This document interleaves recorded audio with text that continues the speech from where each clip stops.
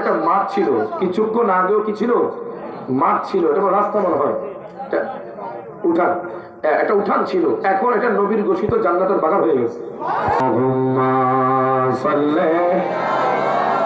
সাইয়্যিদিনা মাওলানা মুহাম্মদ ওয়া আলি সাইয়্যিদিনা। আমার বাবারা, ভাইরা, বন্ধুরা, একটু গভীর মনোযোগ দেন, লক্ষ্য করেন। নসরতপুরের যুবক, আচ্ছা কোন তো কোন মানুষ কি দুনিয়াতে থাকতে পারবে? আওয়াজ করবেন, থাকতে পারবে? আমি রায়হান জালালি বলেন, আলাউদ্দিন ভাই বলেন, মতিন ভাই বলেন, এলাকার যুবক বলেন, মুরব্বী বলেন, মা বলেন, বোন বলেন, কোন মানুষ দুনিয়ার মধ্যে চিরস্থায়ী থাকতে পারবে না।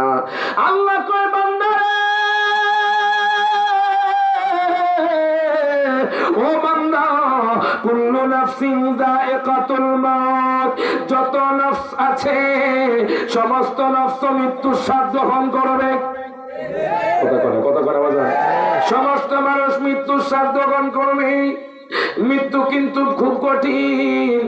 বেঈমানদারের, বেআমলদারের মৃত্যুটা খুব কঠিন হবে, ইমানদারের মৃত্যুটা সহজ হবে।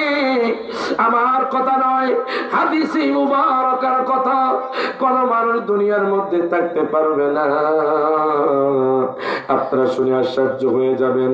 হযরত সুলাইমান পয়গম্বরকে তো সবাই চিনেন। দুনিয়ার মধ্যে বাজান 4 জন বাদশা ছিল। এই 4 জন বাদশা সারা পৃথিবীটা রাজত্ব করেছে। 2 জন হলেন বাজান বেদিন, আর 2 জন হলেন একত্ববাদী বিশ্বাসী। এই 2 জনের মধ্যে একজন হলো হযরত সুলাইমান পয়গম্বর। হযরত সুলাইমান পয়গম্বর সারা পৃথিবী রাজত্ব করেছে। সুলাইমান পয়গম্বর একদিন তার উম্মতদেরকে নসিহত করতেছেন। হঠাৎ করে একটা লোকের আপনার মাথা থেকে পা পর্যন্ত ঘাম বের হচ্ছে। ডাক দিয়া কয়, বাদশারে,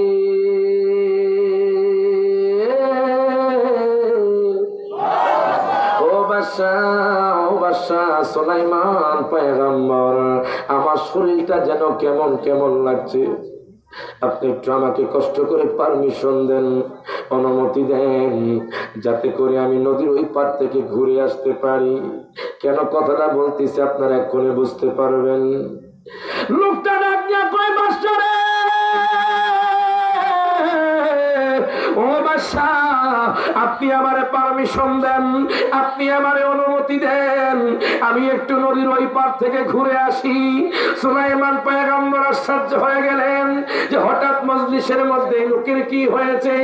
এই লোকের মাথা